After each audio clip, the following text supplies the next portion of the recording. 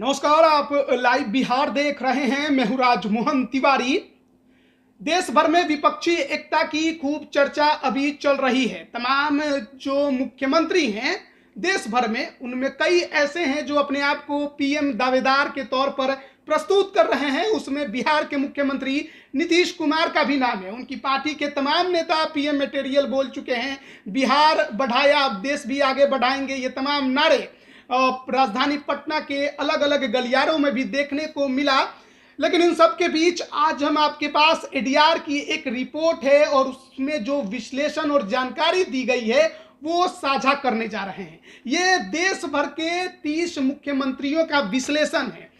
ये विश्लेषण ये बताता है कि देश भर के जो 30 मुख्यमंत्री हैं वो कैसे हैं, यानी आपराधिक मामले उनके ऊपर कितने हैं और उनके पास कितनी संपत्ति है, और इस मामले में कौन मुख्यमंत्री कितने नंबर पर है, ये तमाम जानकारियां भी इसमें दी गई है। बिहार के मुख्यमंत्री नीतीश कुमार के बारे में भी इसमें स्पष्ट तौर पर जानकारी दी गई है और आप जानकर हैरान भी होंगे और समझने की भी कोशिश करेंगे कि मुख्यमंत्री नीतीश कुमार आखिरकार उनके पास इतनी संपत्ति है या फिर मुख्यमंत्री नीतीश कुमार पर यह आपराधिक मामला है, शायद आप जानते भी नहीं होंगे। तो सबसे पहले आपको बता दें कि एडीआर क्या है। एडीआर एक संस्था है जो कि देश में लोकतंत्र को बेहतर करने के लिए काम करती है और इसके लिए वो तमाम चुनावी विश्लेषण करके उसकी एक रिपोर्ट तैयार करती है और उसे पब्लिक डोमेन में रखती है कि जनता समझ सके, जान सके और जो चेहरे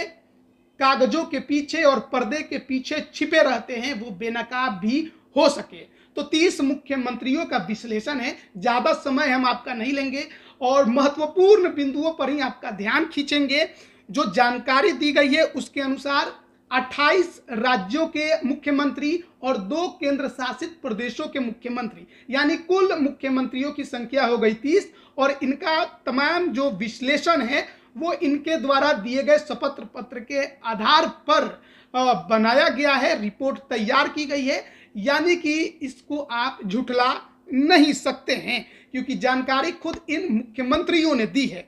तो 30 मुख्यमंत्रियों में अगर आपराधिक मामले की बात करें तो 13 मुख्यमंत्री ऐसे हैं जिन पर आपराधिक मामले दर्ज हैं और उसमें भी गंभीर आपराधिक मामले दर्ज हैं। अब आप ये समझने की कोशिश करिएगा कि गंभीर आपराधिक मामले क्या होते हैं, तो वो भी हम आपको बता देते हैं।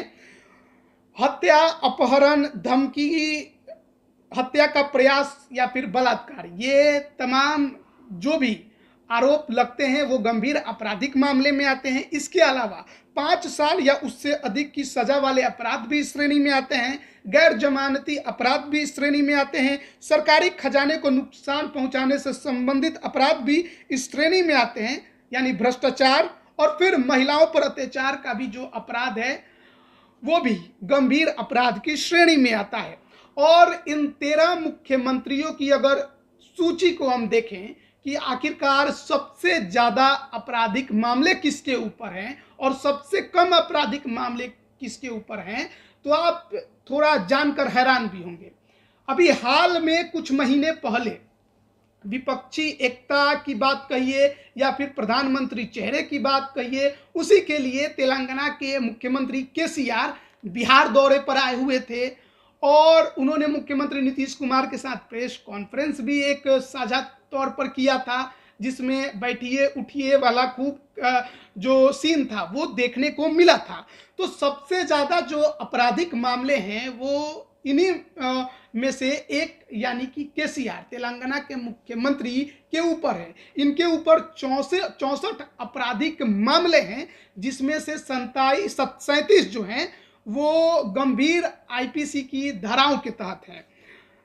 इसके बाद अगर बात करें तो दूसरे नंबर पर सबसे अधिक आपराधिक मामलों की सूची में जिनका नाम है वो है एमके स्टैलिन, तमिलनाडु के मुख्यमंत्री हैं। अभी हाल के समय में काफी ज्यादा चर्चा में थे क्योंकि बिहार और तमिलनाडु के बीच प्रवासी मजदूरों को लेकर जो अफवाह फैली थी, उस दौरान इनका बर्थडे था, जन्मदिन था, जिसे मनाने के लिए खुद बिहार के उप मुख्यमंत्री तेजस्वी यादव इनके पास भी पहुंचे हुए थे। इनके ऊपर कुल 47 आपराधिक मामले हैं, जिसमें 10 आईपीसी की गंभीर धाराएं लगी हैं।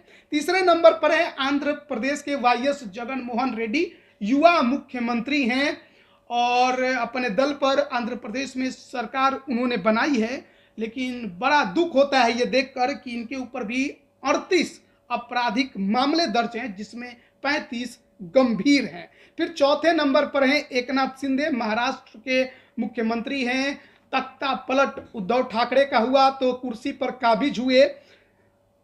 उनकी पार्टी उद्धव ठाकरे की, उसको इन्होंने तोड़ दी। लेकिन आपराधिक मामलों में ये भी पीछे नहीं है, इनके ऊपर 18 है। और पांचवें नंबर पर हैं देश के उभरते नेता के तौर पर पहचाने जाने वाले आम आदमी पार्टी के सुप्रीमो अरविंद केजरीवाल, जो कि दिल्ली के मुख्यमंत्री हैं। इनके ऊपर 13 आपराधिक मामले हैं, जिसमें 3 जो हैं वो गंभीर आईपीसी की धाराएं लगी हुई हैं। तो ऊपर के 5 लोगों में से कम से कम 3 तो ऐसे दिखाई दे रहे हैं जो कि अपने आप को पीएम उम्मीदवार के तौर पर प्रोजेक्ट करते हैं, केसीआर, स्टालिन और अरविंद केजरीवाल। और इनका जो आपराधिक मामलों का रिकॉर्ड है ये टॉप 5 का है। अब सबसे कम केस वाले मुख्यमंत्री की बात करें तो उसमें सबसे पहला नाम आता है बिहार के मुख्यमंत्री नीतीश कुमार का। मुख्यमंत्री पिछले 18 वर्षों से वो बिहार में हैं। 1 साल बीच का छोड़ दें जब उन्होंने अपनी कमान जीतन राम मांझी को सौंप दी थी, नहीं तो लगातार बिहार की कमान संभाले हुए हैं। लेकिन इनके ऊपर एक आपराधिक मामला 2009 में दर्ज हुआ और वो मामला बाढ़ का ही है और वहीं के कोर्ट में भी था। यह मामला ऐसा था जिसमें कई आईपीसी की धाराएं लगी और गंभीर धाराएं लगी हैं, जिसमें 302 हत्या, 307 हत्या की कोशिश, 147 दंगा भड़काने, 148 घातक हथियार से लैस होकर दंगा कराने से संबंधित, इस प्रकार की धाराएं इनके ऊपर लगी हुई हैं। लेकिन फिलहाल यह जो मामला है उनका वो पटना हाईकोर्ट में लंबित है, क्योंकि इस पर स्टे भी लगा हुआ था उनकी सुनवाई पर।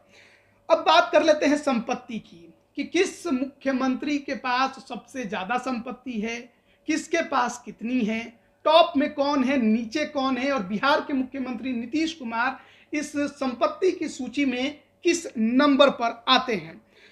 अगर हम आपको बताएं कि पूरे देश भर में 30 मुख्यमंत्रियों में 29 मुख्यमंत्री ऐसे हैं जो करोड़पति हैं, तो आप ज्यादा अचंभित मत होइएगा। इसमें टॉप 3 की अगर बात करें तो उसमें सबसे पहला नाम आता है आंध्र प्रदेश के युवा मुख्यमंत्री वाईएस जगन मोहन रेड्डी का। उनके पास 510 करोड़ से अधिक की संपत्ति है। इसके बाद बारी आती है अरुणाचल प्रदेश के प्रेमा खांडू का, बीजेपी के हैं, मुख्यमंत्री हैं। उनके पास 163 करोड़ से अधिक की संपत्ति है। और तीसरे नंबर पर है गरीब राज्य उड़ीसा के मुख्यमंत्री नवीन पटनायक, जिनके पास 63 करोड़ से अधिक की संपत्ति है। अब इसके अलावा अगर सबसे कम संपत्ति वाले 3 मुख्यमंत्रियों की बात करें तो उसमें सबसे पहला नाम ममता बनर्जी का आता है, जो कि पश्चिम बंगाल से मुख्यमंत्री हैं और इनकी कुल संपत्ति जो है वो 15,38,000 रुपए है। उसके बाद दूसरे नंबर पर हैं केरल के मुख्यमंत्री सीपीआईएम के हैं पिनराई विजयन, इनके पास 1 करोड़ 18 लाख की संपत्ति है। और तीसरे नंबर पर हैं बीजेपी के हरियाणा से मुख्यमंत्री मनोहर लाल खट्टर, जिनके पास 1 करोड़ 27 लाख की कुल संपत्ति है।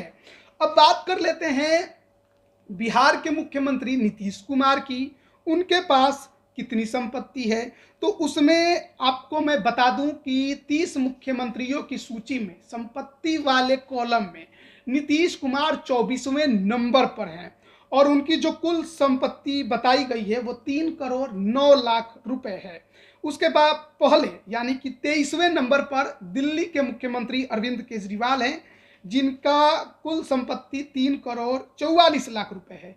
अब बिहार के कुछ पड़ोसियों की भी बात कर लेते हैं, जिसमें उत्तर प्रदेश एक बड़ा राज्य, बड़ी आबादी और योगी आदित्यनाथ बहुत मशहूर कड़क मिजाज के लिए भी जाने जाते हैं। योगी भी हैं तो ज़्यादा संपत्ति का कोई उम्मीद भी नहीं करेगा। तो आपको बता दें कि ये संपत्ति की सूची में 26वें नंबर पर है और इनकी कुल संपत्ति 1 करोड़ 54 लाख रुपए की है। फिर बात झारखंड की भी कर लेते हैं। तो हेमंत सोरेन वहाँ के मुख्यमंत्री हैं और वो संपत्ति की सूची में, मुख्यमंत्री की संपत्ति की सूची में 15वें नंबर पर है। उनकी कुल संपत्ति 8,51,00,000 रुपए की है। तो ये एडीआर की रिपोर्ट थी और उसमें ये तमाम विश्लेषण किया गया था। तमाम जो मुख्यमंत्रियों ने अपना शपथ पत्र भरा था, जो जानकारी दी थी, उसी के आधार पर यह रिपोर्ट तैयार की गई थी। और एडीआर की यह रिपोर्ट अपने आप में बेहद खास है, क्योंकि 2024 लोकसभा चुनाव को लेकर विपक्षी एकता की चर्चा चल रही है। मुख्यमंत्री नीतीश कुमार 3 दिवसीय दिल्ली दौरे पर भी गए, तमाम चेहरों को एकजुट करने की कोशिश भी की, लेकिन इसमें सबसे बड़ा सवाल उठता है कि कौन चेहरा होगा। कई चेहरों की चर्चा चलती है, केसीआर तेलंगाना वाले, स्टालिन तमिलनाडु वाले, बिहार के नीतीश कुमार, इसके अलावा ममता बनर्जी और कई और नेता हैं जो कि प्रधानमंत्री खुद को प्रोजेक्ट करने की कोशिश कर रहे हैं। खुद दिल्ली के अरविंद केजरीवाल हैं, हाल ही में उनकी पार्टी राष्ट्रीय पार्टी का भी दर्जा ले चुकी है, आम आदमी पार्टी। तो ये जो 30 मुख्यमंत्रियों का रिपोर्ट है वो ये बताता है कि किसके अंदर कितनी काबिलियत है, किसने पैसा बनाया है, किसने जनता के लिए काम किया है, कौन किस छवि का है और जनता के बीच में उनकी पैठ क्या है और सेवा उन्होंने किस प्रकार की दी है, संपत्ति बनाने में या संपत्ति लोगों तक पहुंचाने में अपना दायित्व निभाया है। इसमें एमके स्टालिन और केसीआर की अगर आप बातों को सुन रहे होंगे और उनके विश्लेषण को आपने समझा होगा, तो देखिए ऊपर के 2 सबसे आपराधिक मामले उनके ऊपर दर्ज है, लेकिन इन सब के बीच मुख्यमंत्री नीतीश कुमार कहीं ना कहीं इसमें बीच वाले दिखाई देते हैं। ना ज़्यादा संपत्ति है और ना ही ज़्यादा केस है, हालांकि जो एक केस है वही काफ़ी ज़्यादा गंभीर भी है। अरविंद केजरीवाल संपत्ति कुछ उतनी नहीं है, 23वें नंबर पर है, लेकिन भ्रष्टाचार कहिए या गंभीर आपराधिक मामले, भ्रष्टाचार के तो मामले नहीं कहेंगे, गंभीर आपराधिक मामलों में भी उनका नाम है और कई आपराधिक मामले उनके ऊपर दर्ज भी हैं, उसमें वो 5वें नंबर पर भी हैं। तो देखना बड़ा दिलचस्प होगा कि एडीआर की इस रिपोर्ट के बाद सियासत में किसका नाम ऊपर बढ़ता है, किसका नाम घटता है, और जब चेहरे की बारी आएगी तो ये रिपोर्ट का जो आंकड़ा है आपराधिक और संपत्ति का, वो कितना अहमियत भी रखता है। बने रहिए लाइव बिहार के साथ। आप सभी का बहुत बहुत धन्यवाद। लाइव बिहार यूट्यूब पर सब्सक्राइब और फेसबुक पर लाइक जरूर करें।